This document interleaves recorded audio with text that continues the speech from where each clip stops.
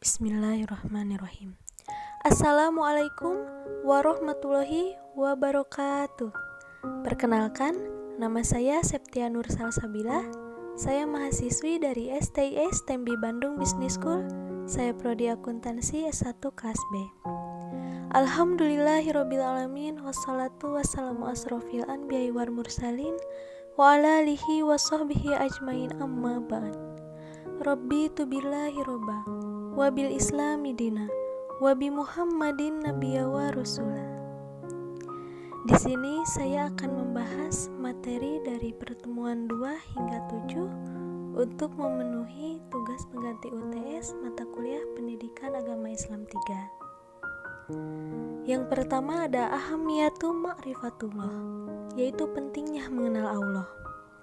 Manusia tidak mengenal Allah, dia tidak akan taat pada perintah dan larangan Allah.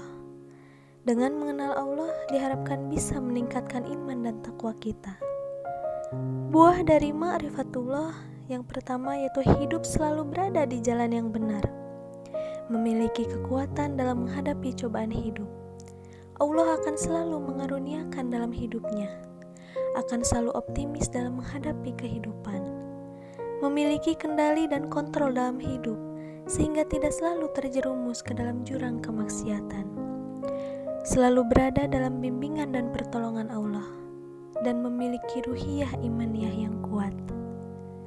Lalu yang kedua ada at-thariq ila ma'rifatullah, yaitu cara menuju ma'rifatullah. Jalan menuju pengenalan terhadap Allah Subhanahu wa Ta'ala yang pertama yaitu melalui ayat-ayat Allah, meliputi ayat qauliyah dan kauniyah.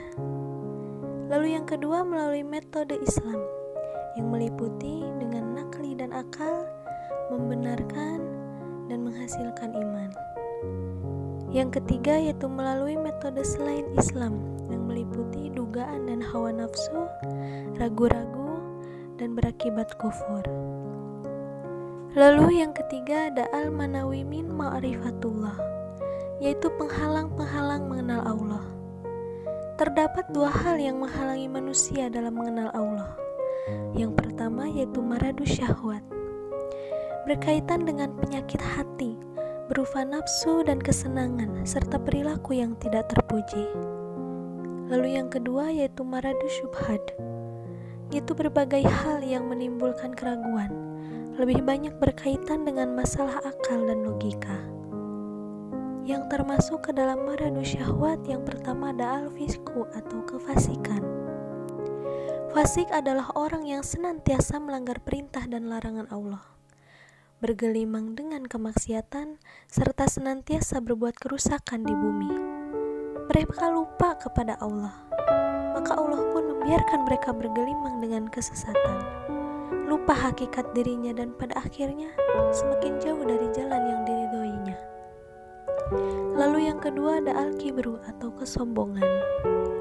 Kesombongan merupakan suatu sikap di mana hati seseorang ingkar dan selalu membantah terhadap ayat-ayat Allah Ta'ala.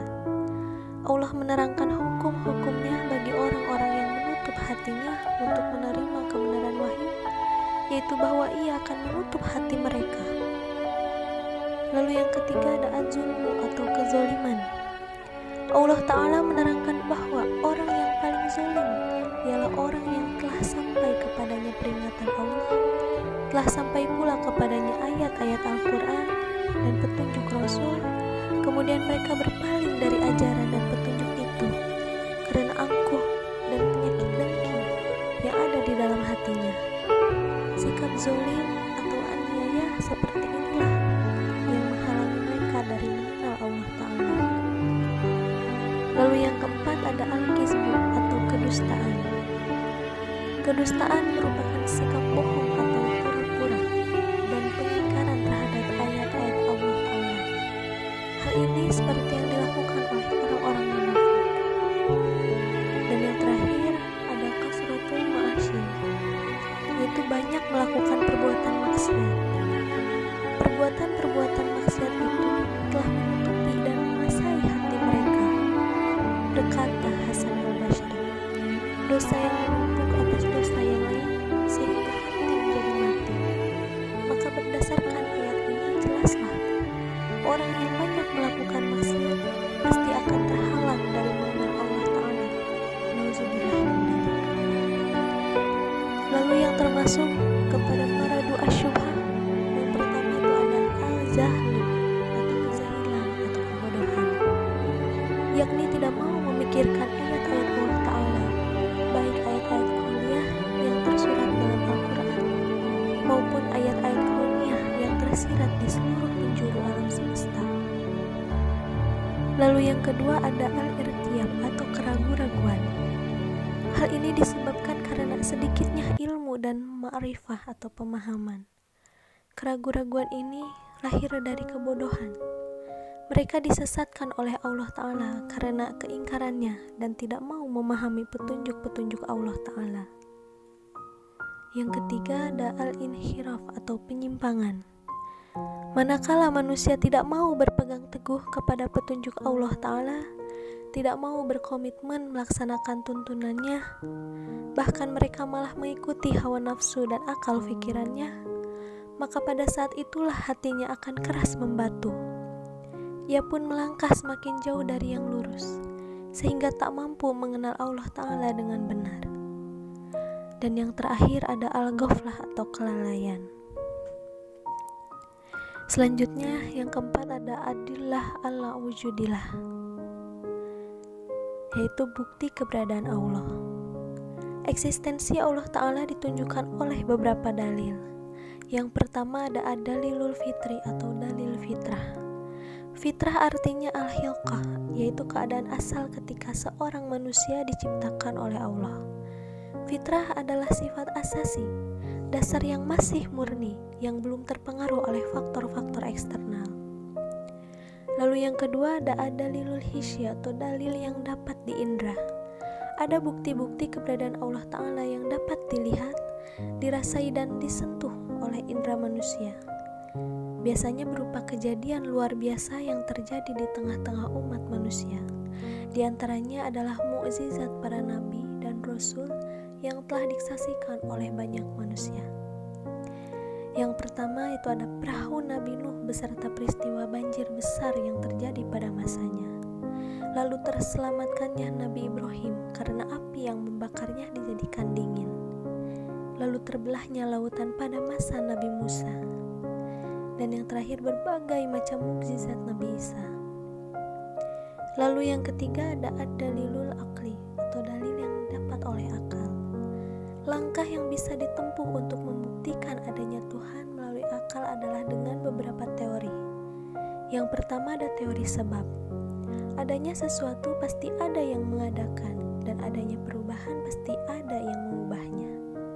Lalu yang kedua ada teori keteraturan. Alam semesta dengan seluruh isinya termasuk matahari, bumi, bulan, dan bintang-bintang bergerak dengan sangat teratur. Lalu yang keempat ada dalilul naqli atau nash. Dalil naqli adalah dalil pembuktian akan keberadaan dengan merujuk petunjuk kitab suci.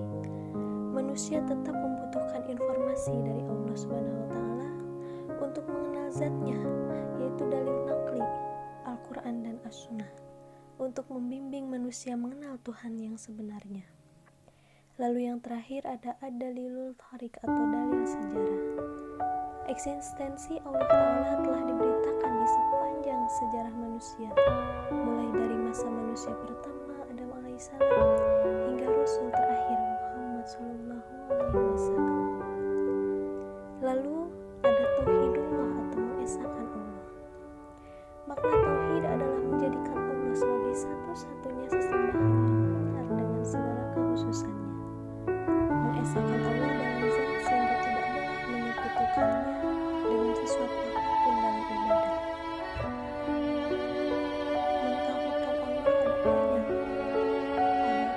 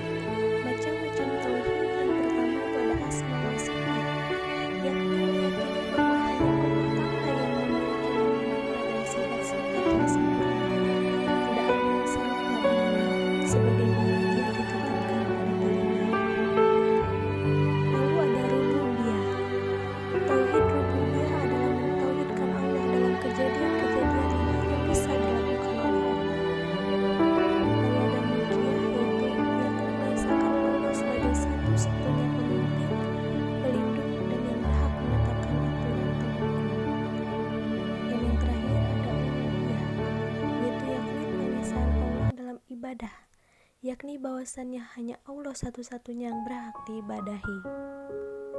Kalimat la ilaha illallah, yang artinya tiada Tuhan selain Allah. Seorang muslim yang hidup di bawah naungan tauhid adalah mereka yang menjadikan Allah sebagai Allah, sebagai mahbuban atau yang dicintai, Allah Ta'ala sebagai malikan muta'an atau raja yang ditaati, dan Allah Ta'ala sebagai ilahan ma'budan atau Tuhan yang disembah. Dengan hidup di bawah naungan tauhid seperti inilah manusia akan terbimbing ke arah hayatun thayyibah atau kehidupan yang baik. Sekian yang bisa saya sampaikan, mohon maaf bila ada kesalahan. Wassalamualaikum warahmatullahi wabarakatuh.